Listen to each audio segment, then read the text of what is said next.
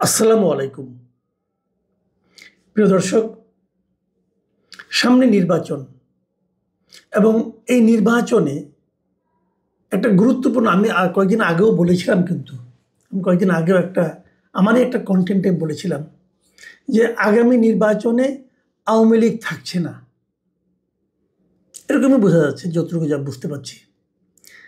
কিন্তু ইন্টারেস্টিং হচ্ছে আগামী নির্বাচনটা নিয়ন্ত্রণ করবে আওয়ামী লীগ। মানে আগামী নির্বাচনটা কেমন হবে সেটা আওয়ামী লীগের উপর নির্ভর করবে এবং এটা নিয়ে আমি নানা ব্যাখ্যা দিয়েছি এবং সেই ব্যাখ্যাগুলো আপনারা নিশ্চয়ই আমার মনে আছে, আপনাদের খেয়াল থাকার কথা। এটা আমি গত মাসেই করেছিলাম। এখন তার নমুনা আমরা অলরেডি দেখতে শুরু করেছি। নমুনা একাধিক আছে, আজকে একটা নমুনা নিয়ে কথা বলবো। সেই নমুনাটা হলো বিএনপির মহাসচিব মির্জা ফখরুল ইসলাম আলমগীর। উনি ঠাকুরগাঁও সদর উপজেলার মোহাম্মদপুর ইউনিয়নে একটা মত বিনিময় সভায় তিনি অংশ নিয়েছেন প্রধান অতিথি হিসেবে আজকে মঙ্গলবার 11ই নভেম্বর। এবং সেইখানে প্রধান অতিথির বক্তব্য দিতে গিয়ে তিনি একটা কথা বলেছেন। সে কথাটা হলো, আমি আপনাদের কথাটাকে হুবহু পড়ে শোনাচ্ছি। তিনি বলেছেন, আমরা প্রতিহিংসা ও প্রতিশোধের রাজনীতি করতে চাই না। আওয়ামী লীগ যেভাবে নির্বিচারে মামলা করেছে, আমরা সে পথে হাঁটতে চাই না। বরং আওয়ামী লীগের বিরুদ্ধে যত মামলা আছে সবগুলোই আমরা তুলে নেব। দেখুন, এখানে 3টা সেন্টেন্স। প্রথম দুটো খুব ভালো, তৃতীয়টা এটা ভালো কি মন্দ সে আলোচনায় যাওয়ার আগে এটা যে বিতর্কিত সেটা আপনারা নিশ্চয়ই বুঝতে পারছেন। আমি আবার বাক্যটা পড়ি যে বরং আওয়ামী লীগের বিরুদ্ধে যত মামলা আছে সবগুলো আমরা তুলে নেব।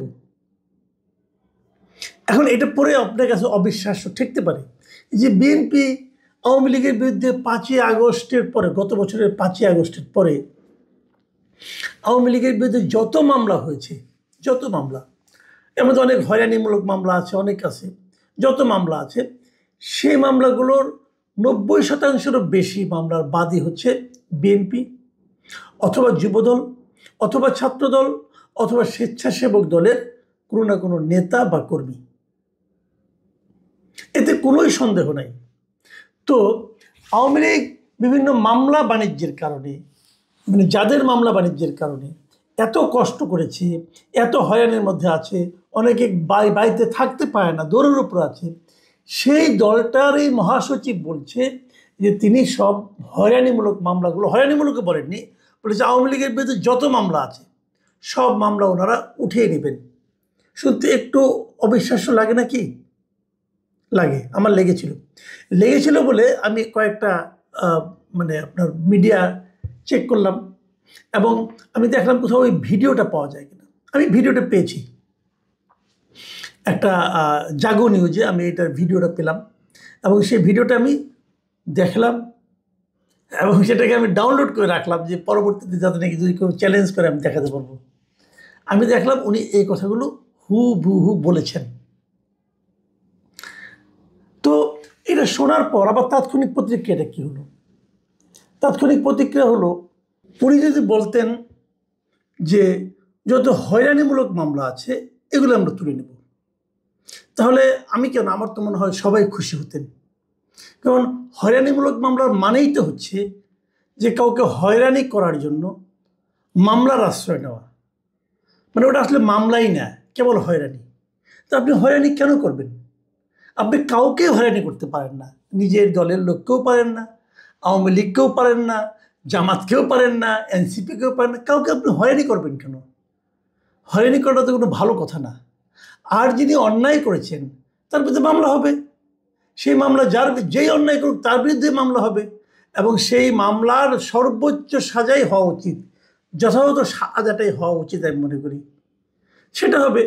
তো মামলা যদি লিগাল হয়, মামলা যদি ভ্যালিড হয়, যদি কেউ অপরাধ করে থাকে তার মামলা যদি আপনি তুলে নিতে চান, এটা কিন্তু এক ধরনের ঘুষ হয়ে যাচ্ছে। এটা কিন্তু আপনি ভালো কাজ চাচ্ছেন না। আর হয়রানিমূলক মামলা যদি আপনি উদ্ধার করতে চান সেটা তো ভালো কাজ, সমস্যাটা কি? তো এইটুকু আমার মোটামুটি একটা মূল্যায়ন। কিন্তু সমস্যা যেটা হলো, এর কিছুক্ষণ পরেই আমরা একটা বিবৃতি পেলাম। সেই বিবৃতিটা দিয়েছেন বিএনপির অফিস থেকে। বিএনপির সহ দপ্তর সম্পাদক অ্যাডভোকেট মোহাম্মদ তাইফুল ইসলাম টিপু, উনি সিগনেচার করে সন্ধ্যায় একটা বিবৃতি পাঠিয়েছেন বিভিন্ন মিডিয়াতে।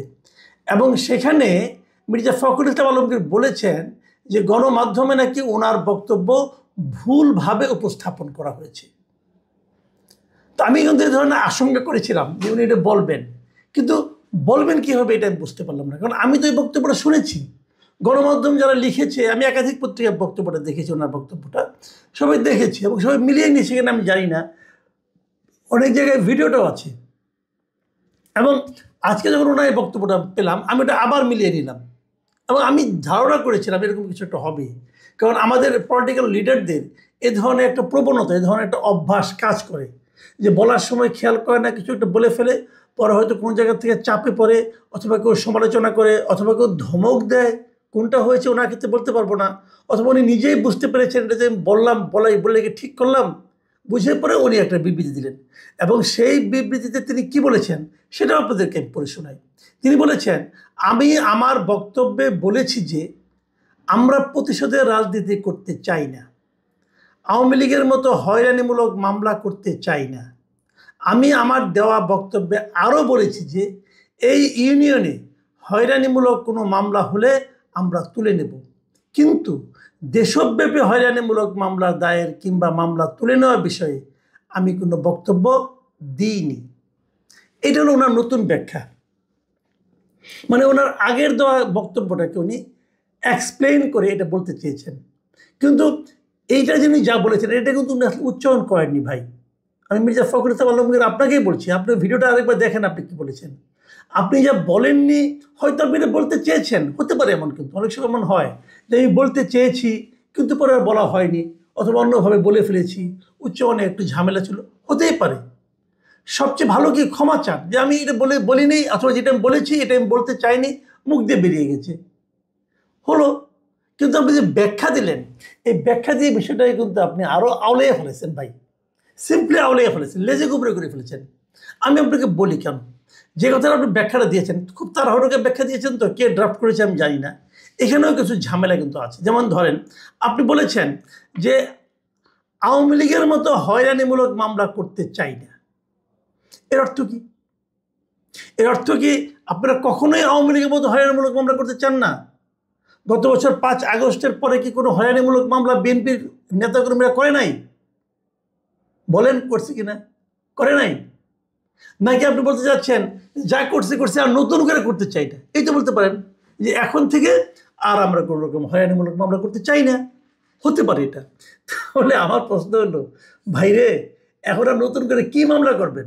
বাকি আছে কেউ? বাংলাদেশের কোনো একটা উপজেলায় আওয়ামী লীগের কোনো নেতাকর্মীর বিরুদ্ধে হয়রানিমূলক মামলা করার কি বাকি আছে? বাকি তো নেই। এই মামলাগুলো আওয়ামী লীগের আমলে আপনাদের বিরুদ্ধে হতো, এরকম হয়রানিমূলক মামলা, আপনারা দৌড়ের উপর থাকতেন। এখন সেই মামলাগুলো আওয়ামী লীগ করেছিল 15 বছরে, আপনাদের দলের নেতাকর্মীরা যারা তৃণমূলে থাকেন ওনারা আল্লাহর রহমতে 1 বছরে সেই কাজগুলি করে ফেলেছেন। আওয়ামী লীগের নেতাকর্মী, ইউনিয়ন পর্যায়ে কোনো নেতাকর্মী কোনো এলাকায় নিজের বাড়িতে থাকতে পারে? 2-1টা ব্যতিক্রম থাকতেও পারে, আমি জানি না, কিন্তু সবাই তো দৌড়ের উপরে আছে, মামলার কারণে আছে। বিএনপির লোকজন মামলা দিয়েছে, পুলিশ দিয়ে টাকা খাচ্ছে, বিএনপির লোকজনও টাকা খাচ্ছে, টাকা খেয়ে মামলা থেকে নাম ঢোকাচ্ছে, নাম বের করতেছে, এর বাড়ি দখল করতেছে, এর ওটা দখল করতে। এরকম উদাহরণ আমার জীবনেও অনেক আছে ভাই, আমি নিজেও জানি অনেক কিছু, জানি। অস্বীকার করতে পারবেন? যদি পরে কখনো চ্যালেঞ্জ করেন আমি দেখাই দেবো যে কীভাবে দখল দারিত্ব চলছে। তো এগুলো তো চলছে, তাহলে কিছু তো বাকি নাই। তার মানে আপনি বলতে চাচ্ছেন আগে যা করছেন আর করবেন না, এটা? নাকি আওয়ামী লীগের আমলে যা হচ্ছে সেরকম আপনারা করতে চান না? তার মানেটা কি? যেগুলি করে ফেলেছেন সেগুলি কি হবে? এটা একটা প্রশ্ন। আবার কি বলেছেন? আপনি বলেছেন যে এই ইউনিয়নে কোনো হয়রানিমূলক মামলা হলে আমরা তুলে নেব, এগুলো আপনার ব্যাখ্যা, কিন্তু মাথায় রেখেন ভাই। আমার মনে হয় আপনাকে আরেকটা ব্যাখ্যা দিতে হতে পারে। তা আপনি যদি এই ইউনিয়নের মামলাগুলো তুলে নেন, তাহলে অন্য জায়গায় তুলবেন না কেন? আপনি কেবল একটা ইউনিয়নের দায়িত্ব নিচ্ছেন কেন? যদি হয়রানিমূলক মামলা হয়ে থাকে, দেশে যত জায়গায় হয়েছে, আপনি সবগুলো তুলনার কথা বলেন। কারণ আপনি তো ওই একটা ইউনিয়ন বিএনপির মহাসচিব না রে ভাই, আপনি তো সারা দেশের বিএনপির মহাসচিব। তো আপনি কেবল একটা ইউনিয়নের দায়িত্ব নিচ্ছেন কেন? আচ্ছা মানলাম ওইটা আপনার নির্বাচনী এলাকা ইউনিয়ন, ওখান থেকে আপনার ভোট দরকার। তো আপনার কি ওই একটা ইউনিয়নে ভোট দিয়ে জিতবেন? আপনার উপজেলায় আর ইউনিয়ন নাই, সেই ইউনিয়নগুলির দায়িত্ব কে নেবে? আপনি কেবল ওই একটা ইউনিয়নে হয়রানিমূলক মামলাগুলো তুলে নেবেন, অন্য অন্য ইউনিয়নে যদি হয়রানিমূলক মামলা হয়ে থাকে সেগুলি কে তুলবে? সেগুলি তোলার কথা বলছেন না কেন? সেটা তো আপনার বলা দরকার। ভাই আমার মনে হচ্ছে ভাই আপনার সমস্যাটা কি আমি বুঝতে পারছি না, মাথা হলে গেছে কিনা জানি না। কিন্তু আমার কথা হলো এরকম হয়, যখন নাকি আপনি একটা কথা বলেন সে কথা থেকে ব্যাক করতে চান, তখন উল্টাপাল্টা ব্যাখ্যা দিন না। উল্টাপাল্টা ব্যাখ্যা দিলে আপনি আরও আওলায় যাবেন। আমি খুশি হতাম যদি আপনি বলতেন যে সারা দেশে যত হয়রানিমূলক মামলা হয়েছে আমরা সবগুলো প্রত্যাহার করে নেব। আমি বুঝি আপনি এটা কেন বলেছেন। আপনি বলেছেন আওয়ামী লীগের ভোট পাওয়ার জন্য, মানে আওয়ামী লীগের যে ভোটগুলো আছে সেগুলো তো কোথাও না কোথাও দেবে। এগুলো কিন্তু বিএনপি পাবে বলে মনে হচ্ছিল না। জামাত এগুলি এক ধরনের বুকিং দিয়ে ফেলাইছিল, কারণ আওয়ামী লীগের লোকজন যে মামলা মোকদ্দমা করছে জামাত তাদেরকে রক্ষা করার চেষ্টা করছে। কাজে তাদের কিন্তু জামাতের প্রতি এক ধরনের সিম্প্যাথি কাজ করা শুরু করেছে। তার বিপরীতে আপনি যদি এই ধরনের এই স্টেপটা নিয়ে থাকতেন, যদি নিতে পারতেন যে আমি কোনো হয়রানিমূলক মামলা করব না, আমরা উঠেই নেব সব যেগুলো আছে, তাহলে কিন্তু আপনারা ভালো করতেন, আপনাদের রেজাল্ট ভালো হতো, আপনারা লোকদের ভোটগুলি পেতেন। জামাত তাদেরকে হয়তো বা সাপোর্ট দিয়েছে, কিন্তু মামলা তোলার ক্ষেত্রে কোনো রকম তদবির করে নাই। আর আপনি যদি মামলাগুলি তুলে নেওয়ার কথা বলতেন, মানে হয়রানিমূলক মামলা, কিন্তু আমি বলছি, আবারও বলছি যে জেনুইন মামলা তোলার জন্য আমি বলছি না, যেগুলি হয়রানিমূলক মামলা আপনারা জানেন কোনগুলি হয়রানিমূলক মামলা, যদি উঠাই নিতেন আপনাদের ভোট বাড়ত। কিন্তু সেটা উঠাই নিতে চেয়েও আপনি আবার কথাটাকে ঘোরাতে হচ্ছে, আবার বলতে হচ্ছে এই ইউনিয়নের, আপনার উপজেলাতেও না, আপনার নির্বাচনী এলাকাতেও না, সারা দেশে তো নাই।